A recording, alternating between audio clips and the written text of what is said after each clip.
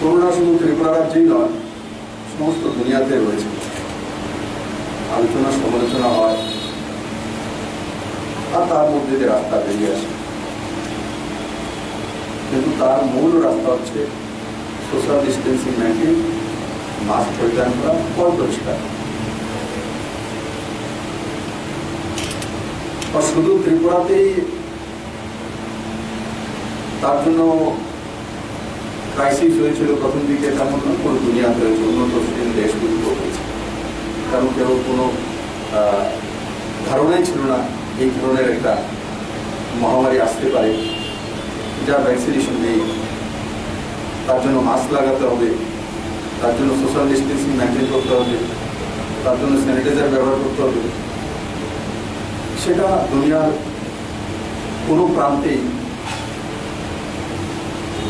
কোনো সময় কারোর অনুভব ছিল। এটা ক্রাইসিস বিজনেসটা,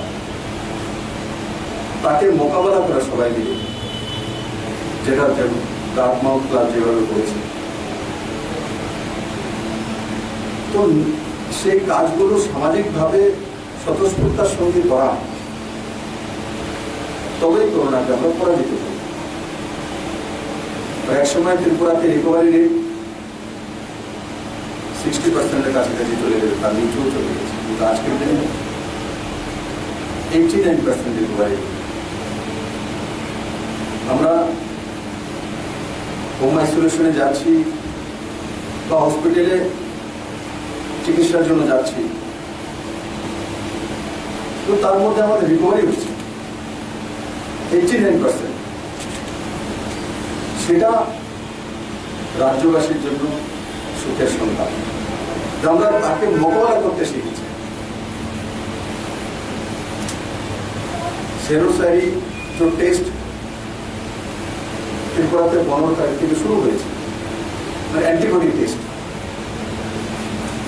দিল্লিতে সেটা করা হয়েছিল এবং তার তথ্য আমাদের কাছে চলে এসছে।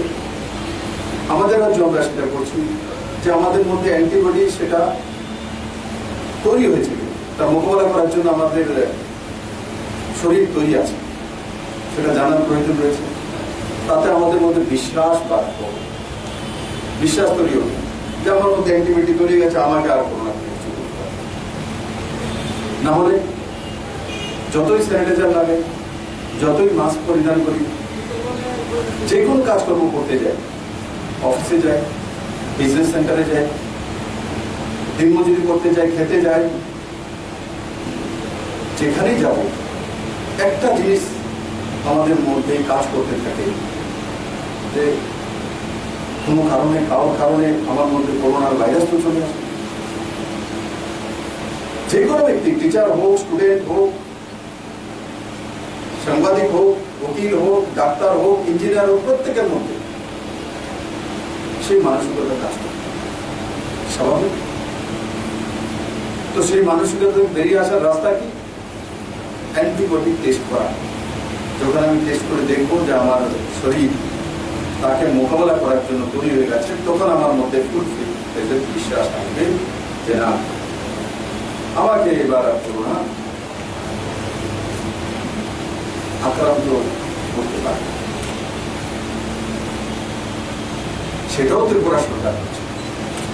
তো বাকিগুলো যে মেডিকেল ব্যবস্থাকে ভেবে সাজানো, যার কথা ত্রিপুরা সরকারের আর্থিক স্বার্থ আছে, কেন্দ্র সরকারের সহায়তা দিয়ে ত্রিপুরা সরকার সেটা করেছে। আমরা আগরতলাবাসী, যেমন ব্লাডমাউথ ক্লাবের পুরনো ইতিহাস বললেন যে এক সময় রামনগরে সন্ধ্যার পরে বেরোতে যেত, তার জন্য আমরা স্পোর্টসের দিকে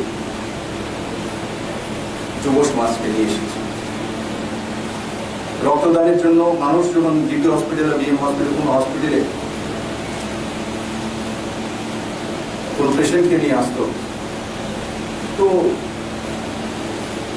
সারা ত্রিপুরা রাজ্যের মানুষের জানা ছিল যে ব্লাডমাউথ ক্লাবে যদি পৌঁছে যায় তো রক্তের ব্যবস্থা।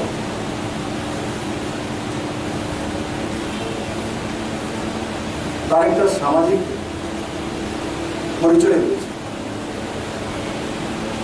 তো আজকের দিনে আমরা আলোচনা সমালোচনা করি, কিন্তু সারা ভারতবর্ষের প্রত্যেকটি রাজ্য সরকার দিকে যখন তাকাবো, তখন আমাদের এই মাতৃভূমি কোথায় দাঁড়িয়ে আছে, আমাদের হেলথ ব্যবস্থা কোথায় দাঁড়িয়ে আছে, তারও চিন্তা করা উচিত। মুম্বাইতে কি পরিস্থিতি রয়েছে, দিল্লিতে কি রয়েছে, ত্রিবান্দ্রমে কি রয়েছে, কলকাতাতে কি রয়েছে, গুয়াহাটিতে কি রয়েছে, সেগুলো জানা জেনে সমালোচনা আলোচনা যদি করি তো সেটা সাকারাত্মক।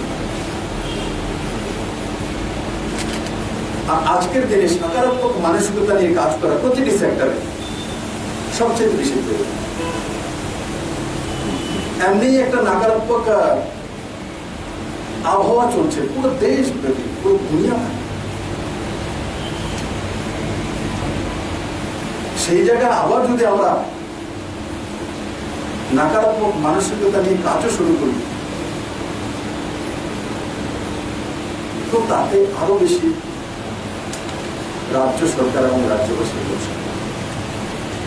সাবধানতার সঙ্গে ও সাহসিকতার সঙ্গে মোকাবেলা করা, আর সেই দিশাতে কাজ করা, যেটা এই ক্লাব করে চলছে।